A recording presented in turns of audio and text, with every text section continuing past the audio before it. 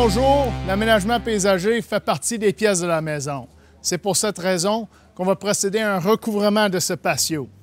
Cet espace est utilisé pour les soupers, les rencontres et sert comme transition visuelle entre la maison et l'aménagement.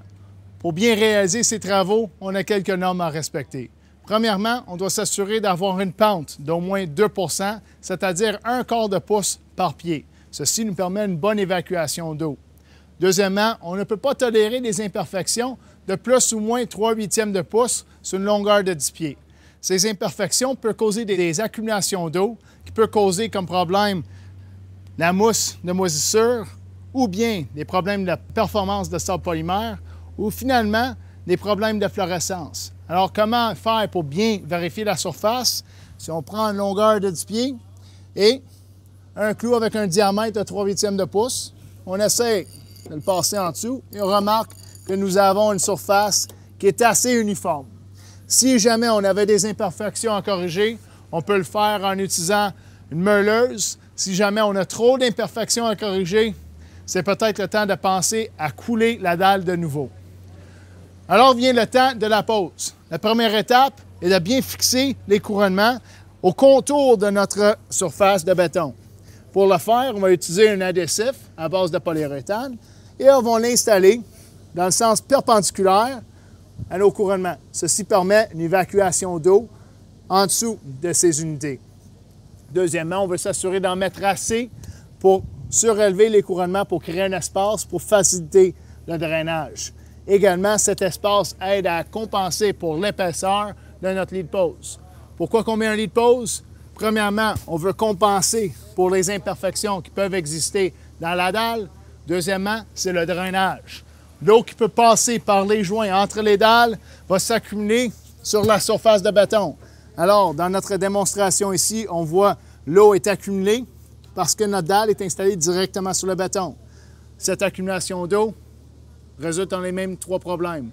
Performance de sable polymère, moisissure et efflorescence. Alors, très important d'avoir un lit de pose. Qu'est-ce qu'on peut utiliser comme lit de pose? On a 2 choix. Soit un sable de béton lavé ou bien la pierre 1/4 nette. Les 2 matières sont drainantes, dont l'eau qui passe par les joints peut sortir de notre système. Quel matériel à choisir? Ceci va dépendre de l'épaisseur du lit de pose nécessaire.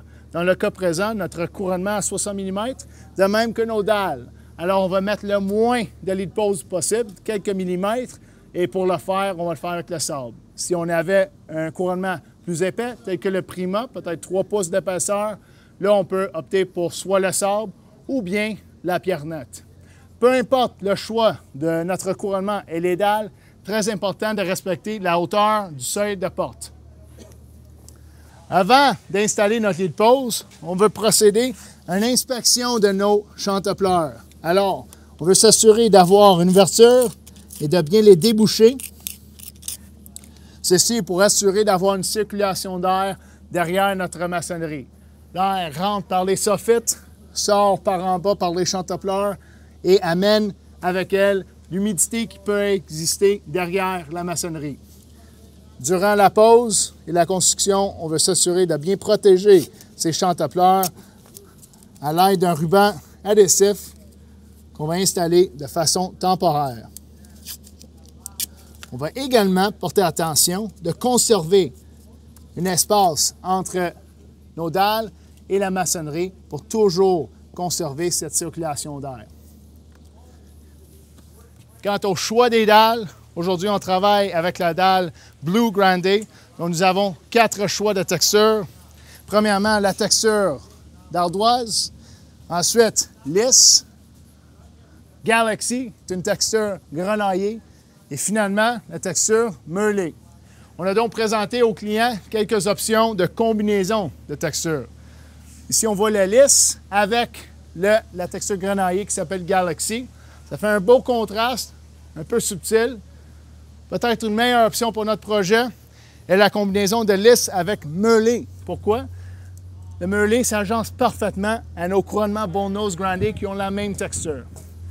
Un très gros contraste serait l'utilisation de la texture d'ardoise dans la couleur gris Champlain. Cependant, ça vient très bien se marier à la maçonnerie de notre maison.